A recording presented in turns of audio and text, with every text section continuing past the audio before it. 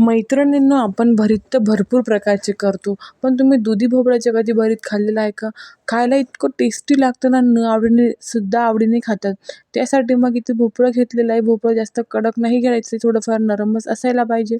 नंतर भोपळा आणि थोडी एक लसूणची पाकळी गॅसवर ठेवून आपण जसं वांग्याचं भरीत करण्यासाठी भाजून घेतो ना, त्याप्रकारे भाजून घ्यायचं आहे. नंतर चाकूच्या किंवा सुरीच्या मदतीने थोडासा वरचा काळपटपणा काढून टाकायचा आहे, जास्त पण नाही काढायचा. आणि त्याला चॉपरला टाकून त्याला बारीक चॉप करून घ्यायचं आहे.